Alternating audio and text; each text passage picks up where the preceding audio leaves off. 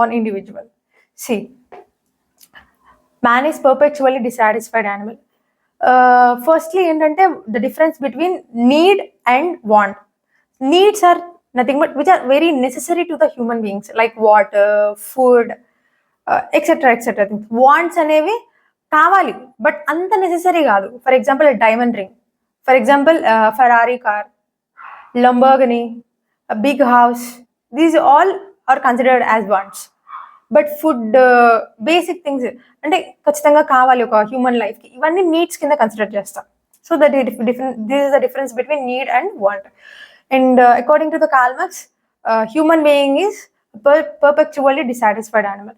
ఒక వాంట్ తర్వాత ఇంకొక వాంట్, లేదంటే నీడ్స్ అనేవి కంపల్సరీ అందరికీ ఉంటాయి. ఒక వాంట్ తర్వాత ఇంకొక వాంట్ అనేది ఖచ్చితంగా వస్తుంది. ఫర్ ఎగ్జాంపుల్ పెద్ద ఇల్లు కట్టామే అనుకోండి, పెద్ద ఇల్లు తర్వాత ఏముంటుంది, పెద్ద కార్ కావాలి, పెద్ద కార్ తర్వాత ఏముంటుంది, అసలు పెద్ద ఫ్లైటే కావాలి.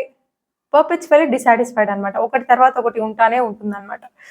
సో ఈ persons thinking and ideas are influenced by the society. For example పక్కింటమ్మ జ్యువెలరీ మంచిగా వేసింది, ఒక గోల్డ్ జ్యువెలరీ వేసింది. ఇప్పుడు ఏంటి, సొసైటీలో వాళ్ళందరూ గోల్డ్ వేస్తున్నారు, నేను గోల్డ్ వేయాలా, థింకింగ్ అలా ఉంటుంది అనమాట పీపుల్. అంతెందుకు, నడిచేవాడు బైసికిల్ న్యూస్ ఇష్టపడతాడు, బైసికిల్లో వెళ్ళేవాడు కార్ను చూసి ఇష్టపడతాడు, కార్లో వెళ్ళేవాడు ఏరోప్లేన్నే చూసి ఇష్టపడతాడు. థింకింగ్ అనేది అలా ఉంటుంది. So persons thinking and ideas are influenced by the society and economic system in which they live in. Two parts of human nature. First one is being and the second one is social being. Being అంటే ఏంటంటే constant part of human nature అనమాట. Humans అనేవాళ్ళు normal గానే creative గా ఉంటారనమాట. Humans are naturally creative and always want to create new things. Because of this creativity peoples are never completely satisfied.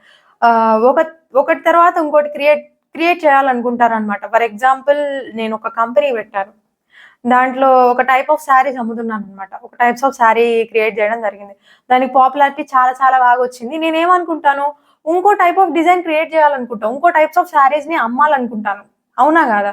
So అక్కడ ఏంటి, ఒకటి తర్వాత ఒకటి అంటే క్రియేటివిటీ పెరిగిపోతూ ఉంటుంది అనమాట. ఒక సినిమాలో ఏంటి, సినిమాలో బొక్కల షర్ట్ వేసారనుకోండి, అందరు బొక్కల షర్ట్ వేస్తారు.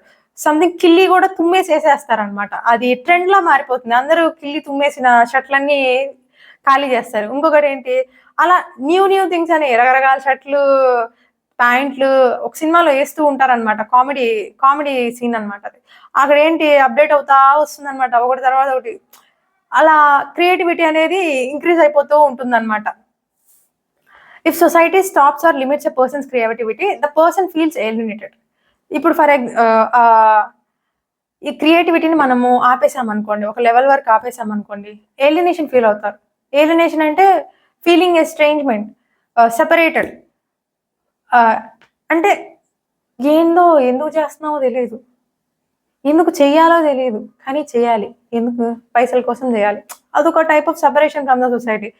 తృప్తి అనేది ఉండదన్నమాట. So that is alienation. Social being, this part depends on person's social position and the society they live in. Social being అంటే for example I'm content creator. ఒకవేళ నేను బయటికి వెళ్ళాను అనుకోండి, people identify me as a content creator are a society teacher, I mean sociology teacher. So that is social being. It changes when the economic and production system changes. Marx said that people's social life is shaped by the work they do and their place in society. మనకి ఒక famous dialogue ఉంటుంది, it is not the consciousness of men that determines their being, but on the contrary they social being that determines their consciousness. This is the famous dialogue. Men themselves don't decide what type of relationship they'll have, rather social relations determine who they will be. అంటే వాళ్ళంతట వాళ్ళు